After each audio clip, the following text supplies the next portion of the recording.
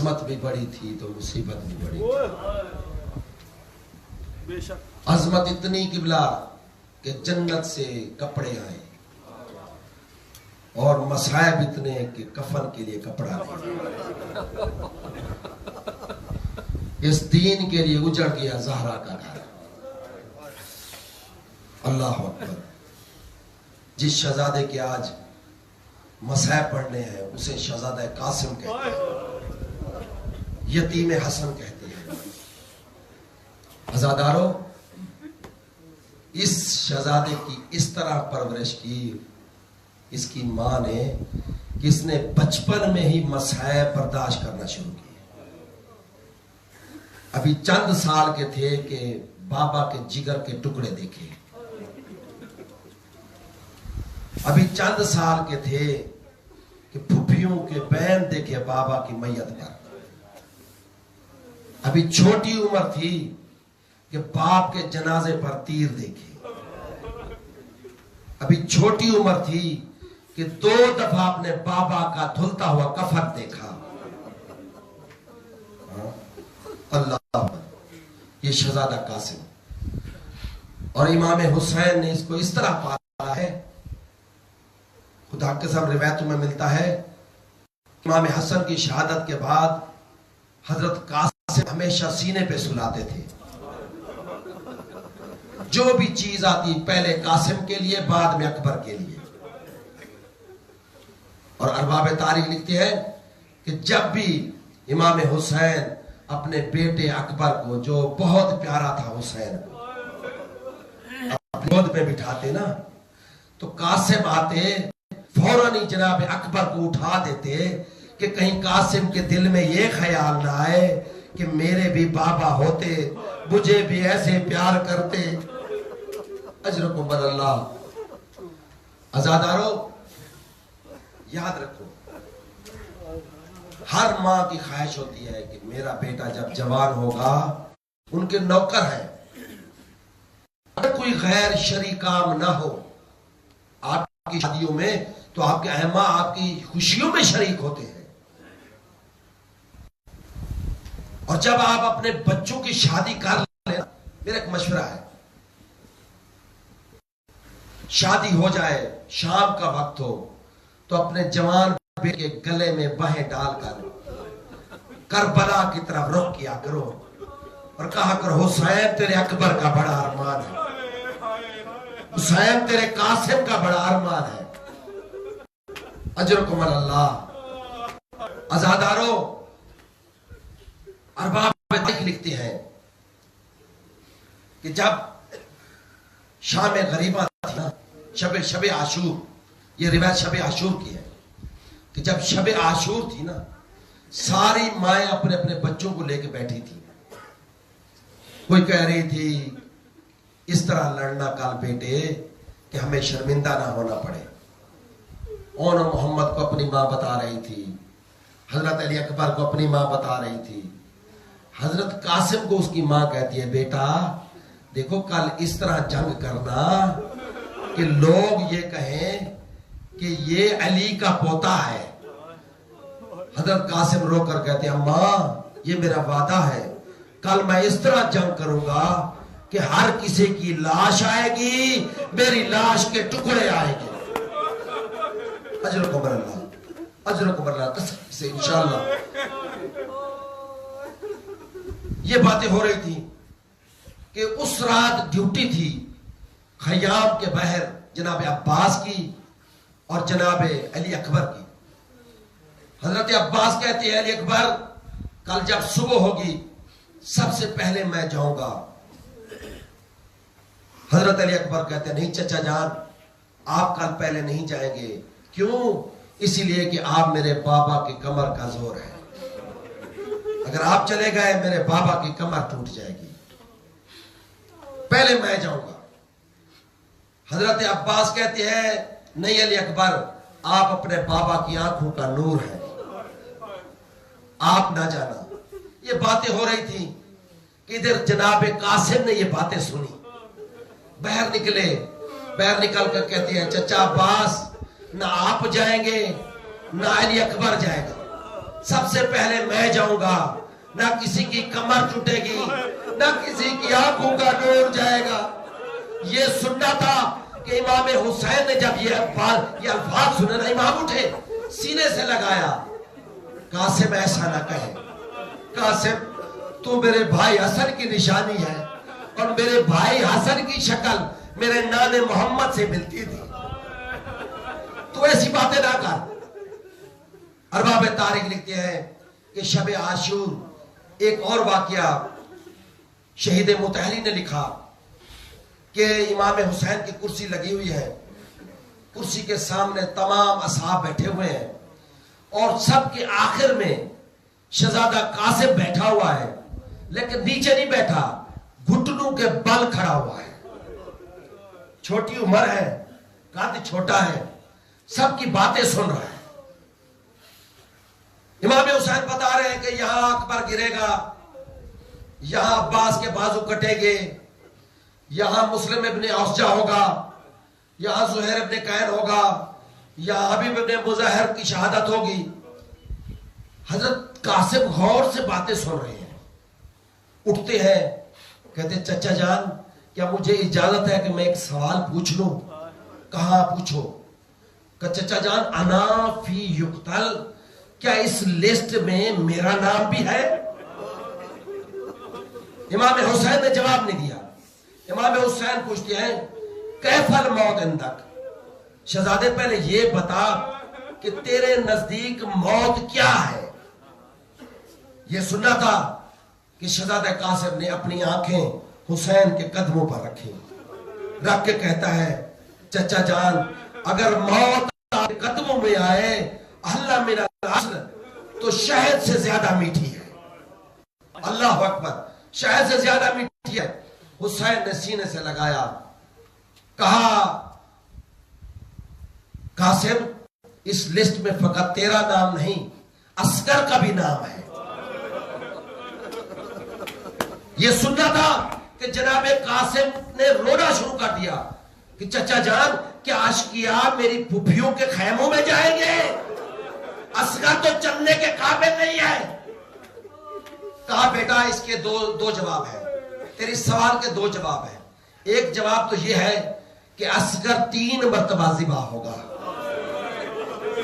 عزاداروں کل میں نے ایک روایت چھوڑ دی تھی، لیکن آیت اللہ شیرازی کہتے ہیں کہ حسین کی صداقت کی سب سے بڑی دلیل کو اصغر کہتے ہیں۔ میں آج وہ روایت ضرور پڑھوں گا۔ کہا 3 مرتبہ ذبح ہوگا۔ کہا کیسے؟ کہا 1 مرتبہ تو میرے ہاتھوں پر ہوگا۔ عزاداروں جب شام غریبہ کا وقت تھا نا، سر گنتی کیے گئے تو ایک سر نہیں ملا۔ کہا وہ ایک سر کہاں ہے؟ ایک لائن نے کہا کہ ہم دیکھ رہے تھے کہ وہ اس ٹیلے کے پیچھے حسین اصغر کی قبر بنا رہا تھا۔ یہ سننا تھا کہ شبر نے 300 سپاہیوں کو نیزے دیے، جو اصغر کی لاش ڈھونڈ کے لیا۔ وہ لائن آئے، عزاداروں ٹیلے کے قریب نیزے زمین پر مارنا شروع کر دیے۔ ایک سپاہی کا نیزہ زمین میں نہیں لگا، رباب کے کلیجے میں لگا۔ جیسے اس نے نیزہ اٹھایا تو اصغر کی لاش نیزے کے ساتھ تھی۔ یہ منظر سکینہ دیکھ رہی تھی، یہ منظر سکینہ دیکھ رہی تھی۔ بھاگی، اماں اصغر پھر ذبح ہو گیا۔ پھر باہر آئی سکینہ، وہ لائن اسی حالت میں نیزے میں اصغر ہے، اسی حالت میں گھوڑے پر سوار ہوا، وہ جانے لگا۔ جیسے جیسے اس نے گھوڑا دوڑایا، سکینہ پیچھے پیچھے دوڑ رہی ہے۔ اس لائن نے دیکھا کہ ایک بچی میرے پیچھے آ رہی ہے، رک گیا، رک کر کہتا ہے کیا یہ تیرا بھائی ہے؟ کہا یہ میرا بھائی ہے، یہ پیاسا تھا، بابا اس کو پانی پلانے گئے تھے۔ وہ لائن عزاداروں نیچے اترا، اصغر کے گلے سے نیزہ نکالا۔ نیزہ نکالنے کے بعد اب اس لائن نے خنجر نکالا، اصغر کے گلے پر رکھا۔ سکینہ دیکھ رہی تھی